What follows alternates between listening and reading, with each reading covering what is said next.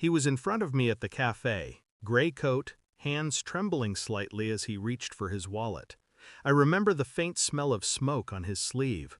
I offered to pay for his coffee, just an impulse, a human gesture after weeks of mechanical living. He turned to me, eyes hollow. "You lost someone," he said. Not a question, a statement. I didn't answer. At the counter, he slipped a small white card into my palm like it was a secret. His voice dropped to a whisper. "Your wife killed your son. I saw it with my damn eyes. Call me tonight." And then he was gone. The world didn't spin or shatter, it just tilted. A slow, nauseating tilt that made my breath falter. I stood there, coffee untouched, staring at the card. A name, a number, a truth I didn't want but could no longer ignore.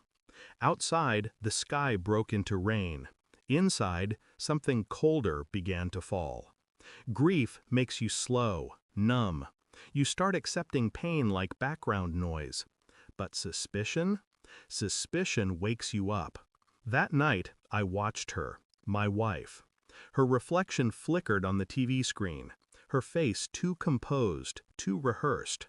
She laughed when I didn't speak. "You're quiet again." I wanted to ask, "What did you do?" Instead I asked, "Do you miss him?" She looked at me then, steady, calm. Every second. Her lie was beautiful, seamless. When she went to bed, I stood in the hallway, watching the light under our son's door.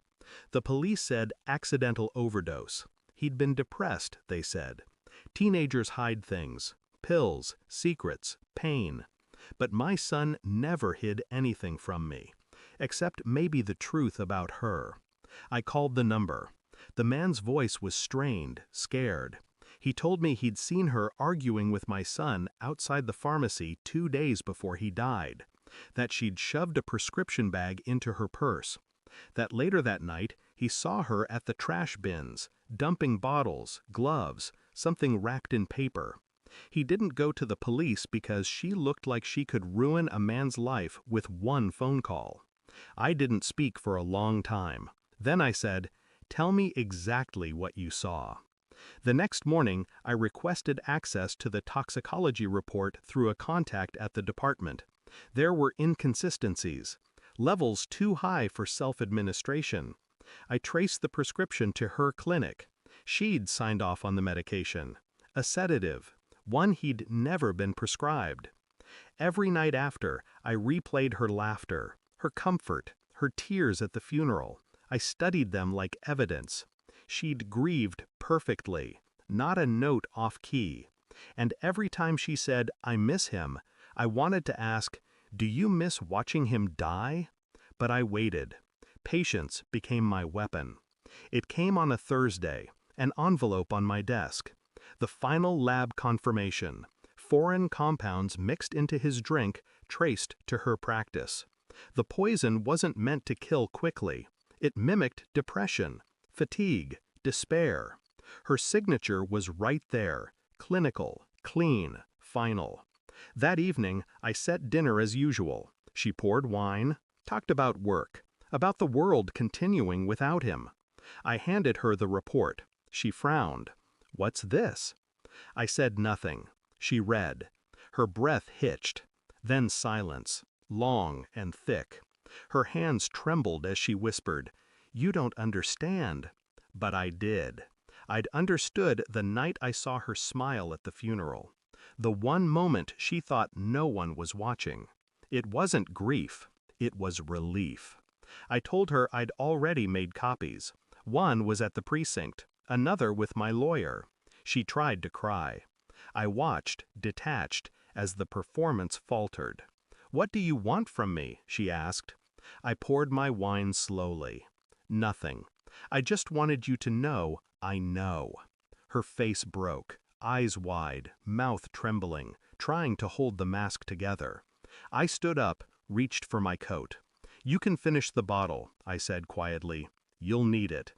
As I walked out, I heard the glass hit the floor. The sound wasn't loud, just final.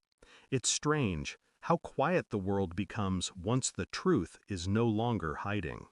I didn't feel triumph or rage, just an absence, like a wound cauterized too quickly to bleed. The stranger who gave me the card never answered again. Maybe he didn't exist beyond that moment. Maybe he was just the voice the universe used to whisper what I already knew.